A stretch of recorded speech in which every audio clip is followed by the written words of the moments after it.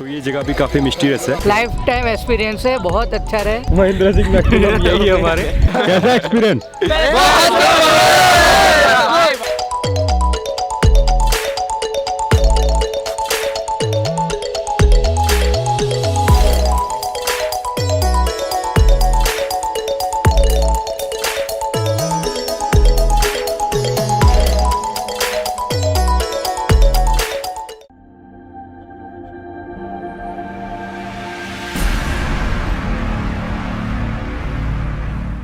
सो हे good morning guys. अभी बज रहे सुबह के आई थिंक 7 और अभी 2 डिग्री सेल्सियस है। और ये जो बॉटल देख रहे हो इसमें है ठंडा पानी, तो इससे ब्रश करना है, इससे ही मुंह धोना है और इससे ही समझ लो। तो देखते हैं आगे क्या होता है। अभी तक तो कुछ सही नहीं है, आगे देखते हैं क्या होता है। सो कुछ ज़्यादा ही कंफर्टेबल होने के बाद हम लोग डायरेक्टली गए एक्सरसाइज करने। तो थोड़ी बहुत एक्सरसाइज करने के बाद हम लोगों ने ये रमसम भी किया।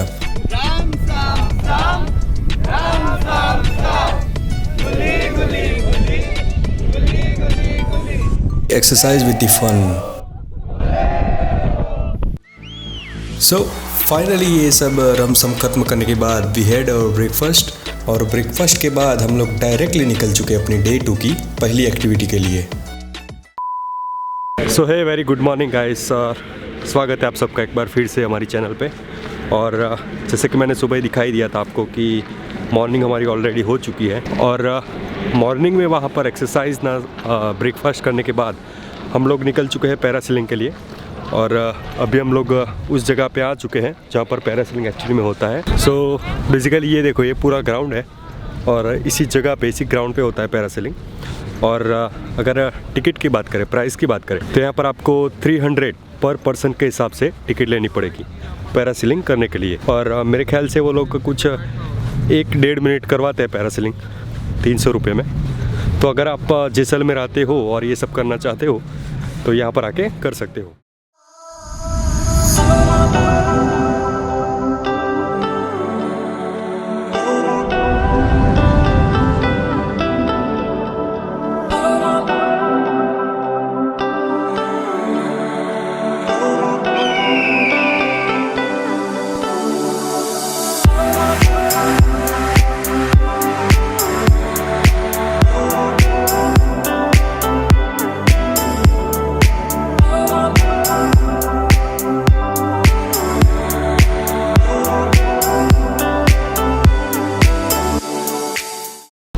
फिलहाल के लिए मैंने तो पैरासेलिंग किया हुआ था इसलिए मैंने नहीं किया, लेकिन जिन लोगों ने किया उनसे पूछ लेते हैं।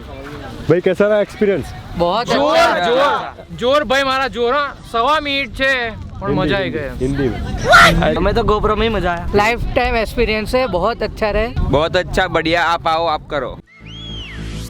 सो पैरासेलिंग करने के बाद हम लोग अभी जा रहे हैं दूसरी एक और इंटरेस्टिंग जगह को एक्सप्लोर करने के लिए। तो है गाइस, अभी फाइनली हम लोग पहुंच चुके हैं खांबा विलेज पे। खांबा विलेज मतलब मैंने जो आपको कल कुलधारा विलेज दिखाया था ना, जो पाली ब्राह्मण थे जिन्होंने 84 विलेजेस अपने बसाए थे, तो उसमें से पाली ब्राह्मणों ने यहाँ पर भी एक गांव बसाया था जो कि है खांबा। ये देखो, ये है खांबा विलेज। और यहाँ से भी वो गायब हो चुके थे रातों रात। तो ये जगह भी काफ़ी मिस्टीरियस है। एक्चुअली में अभी हम लोग टॉप पे खड़े हैं और ये कुछ यहाँ पर महल जैसा बना हुआ है, और उसके जस्ट पीछे आप लोग देख रहे होंगे वो है खांबा विलेज। और इस साइड भी आप लोग देख सकते हो, लेकिन धूप की वजह से आपको सही से दिखेगा नहीं, इसीलिए मैं इस साइड का दिखा रहा हूँ। तो ये है खांबा विलेज। और अगर इस जगह की एंट्री फीस की बात करें तो यहाँ पर इंडियंस के लिए 20 रुपये रहती है, मतलब 20 रुपीज़ पर पर्सन के हिसाब से यहाँ पर आपको एंट्री टिकट देनी पड़ेगी इस जगह को घूमने के लिए। और अभी इस जगह का कुछ मेंटेनेंस का काम चालू है, फिर भी आप काफ़ी सारे टूरिस्ट यहाँ पर देख सकते हो। तो अच्छी जगह है, मतलब अगर आप जैसलमेर आते हो और आपके पास उतना इनफ टाइम है तो आप इस जगह को भी विज़िट कर सकते हो, अच्छी जगह है।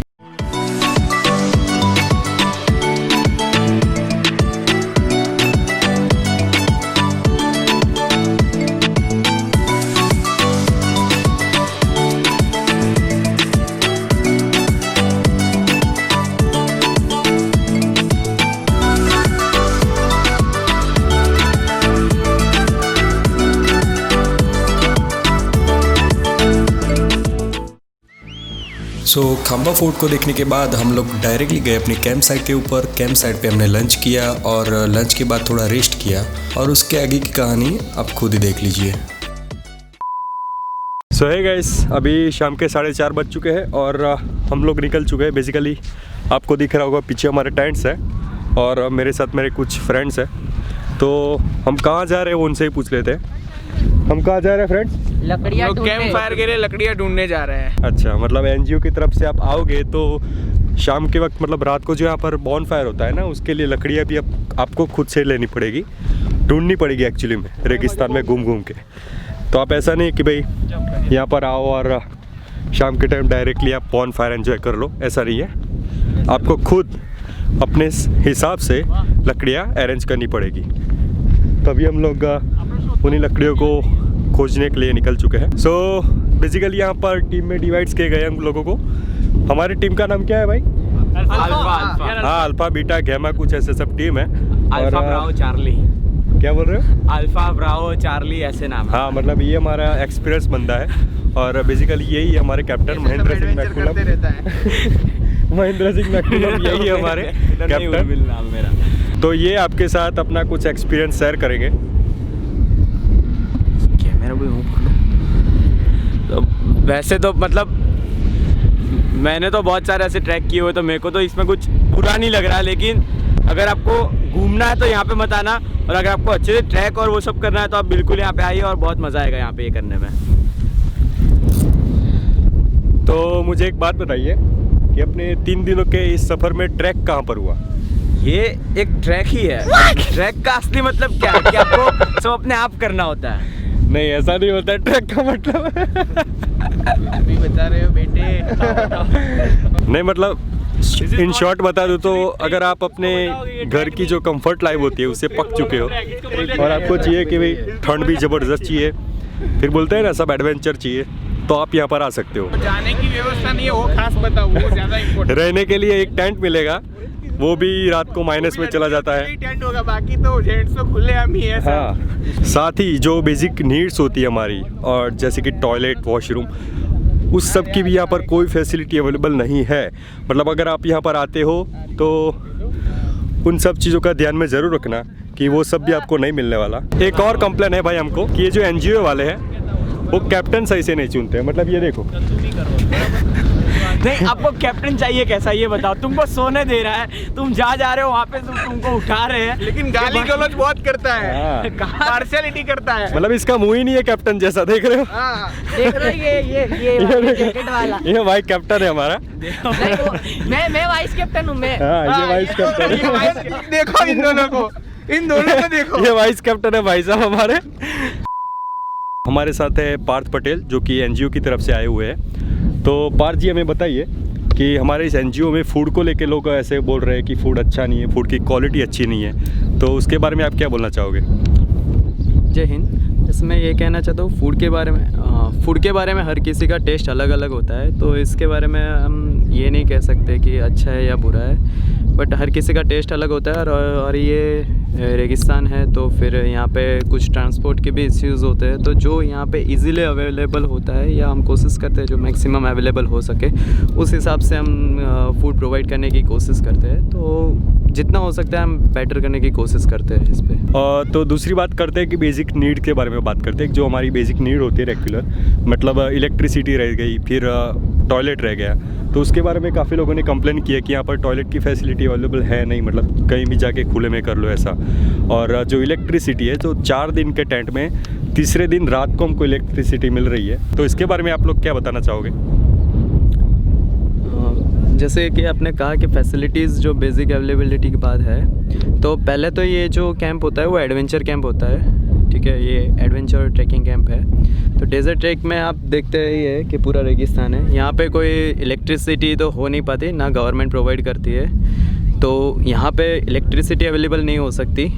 तो और एडवेंचर में आपको खुद को ही जो भी होता है वो एडजस्ट करना होता है। आप लाइफ की सिचुएशन हर जगह पे आपको सेम नहीं मिलेगी, तो उसके हिसाब से आपको भी एडजस्ट होना होता है। हर जगह पे सिचुएशन आपके हिसाब से नहीं होती ना, तो उस हिसाब से आपको एडजस्ट करना होता है। तो मैं तो यही कहूँगा कि आप लाइफ के अपने कंफर्ट जोन से बाहर आइए, लाइफ को हर मोड पे जीना ज़रूरी होता है। ऐसा नहीं है कि मुझे हर जगह पे मतलब बेड डबल बेड सोने को मिले या फिर हर जगह पे मुझे कंफर्टली सोने को मिले या रहने को मिले। हर जगह पे आपको 5 स्टार फैसिलिटी अवेलेबल नहीं होती। तो आप कहीं ऐसे जगह पे जाते हैं तो जहाँ आपको खुद को एडजस्टमेंट करना होता है। तो यहाँ पे आप वो स्किल सीखते हैं कि आप कहीं पे भी जाए तो एडजस्ट कैसे हो सकते हैं, बिना इलेक्ट्रिसिटी के भी कैसे रह सकते हो, उसके सिवा बिना मोबाइल के नेटवर्क से। कभी सोशल मीडिया से डिस्कनेक्ट होना भी अच्छा होता है। आज की दुनिया में आप देखते हैं कि काफ़ी मतलब लोग एडिक्टेड हो चुके हैं मोबाइल से। तो आप यहाँ पे वो भी फील कर सकते हैं, बिना मोबाइल के बिना नेटवर्क से आप कैसे दूर रह सकते हैं। तो इनके हिसाब से ये एक पॉजिटिव पॉइंट है कि अगर आप जो सोशल मीडिया रहती है उससे दूर रहोगे तो आपके लिए भी काफ़ी अच्छा रहेगा। तो अभी हम लोग फाइनली बात कर लेते हैं जिसके बारे में सबसे ज़्यादा कंप्लेन है, एकोमोडेशन के बारे में। मतलब यहाँ पर जो टेंट्स रखे हैं तो सब लोग को यहाँ के टेंट से प्रॉब्लम है। मतलब उनके हिसाब से जो 2 लोग का टेंट है उसमें ये लोग 4 लोगों को सुला रहे हैं और साथ में जो बेसिक रहते हैं पिलो और ब्लैंकेट वो सब यहाँ पर प्रोवाइड नहीं किए जा रहे। तो उसके पीछे वजह क्या है? एक्चुअली ऐसा नहीं है कि ये 2 लोग के टेंट है, ये 4 लोग के ही टेंट है। जो कंपनी बनाती है उस हिसाब से ये परचेस किए जाते हैं। तो ये कंपनी ने बनाया हुआ है कि ये 4 लोग का टेंट है, ठीक है। और जब आप ये एक्चुअली टेंट जो है वो एडवेंचर टेंट है। तो एडवेंचर में क्या होता है कि आप कम से कम आपको वेट उठा के लेके जाना होता है। तो जो कंपनी जो मैन्युफैक्चरिंग करती है वो इस हिसाब से करती है कि कम से कम वेट हो और मैक्सिमम लोग उसके अंदर रह सके, इस हिसाब से उसको बनाया जाता है। तो इस वजह से ये आपके हिसाब से हो सकते हैं कि ये छोटे हो, लेकिन ये 4-मैन टेंट ही है। ऐसा नहीं है कि ये 2 लोग के टेंट में आपको 3 या 4 लोगों को रखा गया है। ये 4 लोगों के ही टेंट है। और दूसरा जो इनको पिलो वगैरह नहीं प्रोवाइड किया गया है, तो पहले ही मैंने कहा है कि ये एडवेंचर कैंप है, नहीं ये 5 स्टार होटल नहीं है। तो आपको उस हिसाब से आपको हर सिचुएशन के हिसाब से आपको एडजस्ट होना होता है, ठीक है। यहाँ पे वैसे आपको मैट्रेसेस तो दिया ही गया है। तो ये थे कुछ नेगेटिव पॉइंट्स बोल सकते हो आप, नेगेटिव साइड। उसके बाद जो आपके बारे में पॉजिटिव रिव्यूज़ मिले हैं वो मैं आपको बताता हूँ। सब लोगों ने बोला है कि आपका जो स्केड्यूल है वो काफ़ी अच्छा है और आपकी जो सर्विस है वो भी काफ़ी अच्छी है। मतलब आप जो एक्टिविटी बताते हो आइटिनरी में उसके हिसाब से आप वो काम भी करते हो। तो ये काफ़ी पॉजिटिव पॉइंट मिला है सबकी तरफ से आपके लिए। तो उसके बारे में थोड़ा बताइए। धन्यवाद। मैं ये कहूँगा कि हम कोशिश करते हैं कि मिनिमम मतलब टाइम और आपका शेड्यूल के मैक्सिमम आप एक शेड्यूल के अंदर टाइम के अंदर मैक्सिमम साइट सीन हो सके और मैक्सिमम एक्टिविटीज़ आप कर सके, उस हिसाब से हम शेड्यूल रहता एडजस्ट करते हैं। हाँ, उस वक्त कभी कभी ऐसा हो सकता है कि आपको थोड़ा कुछ जगह पे थोड़ा जल्दी उठना पड़े या फिर कुछ एक्टिविटीज़ में आपको जल्दबाजी करनी पड़े। बट हम कोशिश करते हैं कि आप मैक्सिमम एक्टिविटीज़ अटेंड कर सके और अच्छी तरह से मैक्सिमम जगह पे घूम सके। इस तरह से शेड्यूल एडजस्ट करने की हम कोशिश करते हैं। Okay, thank you. Thank you. So basically ये था हमारे पार्थ पटेल की तरफ से, मतलब एनजीओ की तरफ से, कि वो लोग ऐसी सर्विस प्रोवाइड करते हैं तो उसके पीछे रीज़न क्या है। सो हमारे पार्थ भाई ने एनजीओ की तरफ से बताया कि ये रीज़न है इन सब चीज़ों के पीछे। So it's around 6 p.m. in the evening. Now it's time to some adventure activities. Let's go.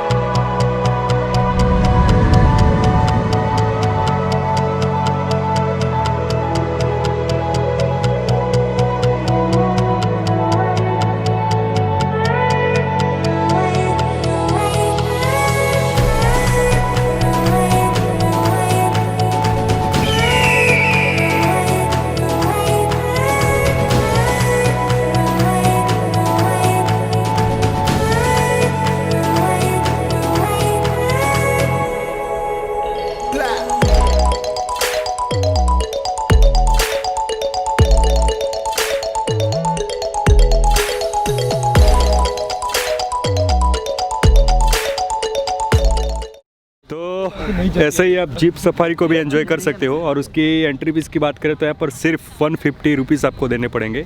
और ये सिर्फ एनजीओ के लिए रेट है, मतलब जो इस एनजीओ के साथ आते हैं उनके लिए स्पेशल रेट है। उसके अलावा आपको ज़्यादा देने पड़ सकते हैं। तो अभी जान लेते हैं जिन लोगों ने किया उनसे कैसा experience. It was an amazing experience. अगर आप जैसलमेर में आते हो तो ये जीप सफारी का एडवेंचर और थ्रिलर एक्सपीरियंस करना ही चाहिए। बहुत ही बढ़िया है, बहुत ही बढ़िया है। पैसा वसूल, कुछ बात नहीं है। आके इधर एक बार ट्राई तो करना ही होगा। पैसा वसूल है भाई, पैसा वसूल है। पैसा वसूल है।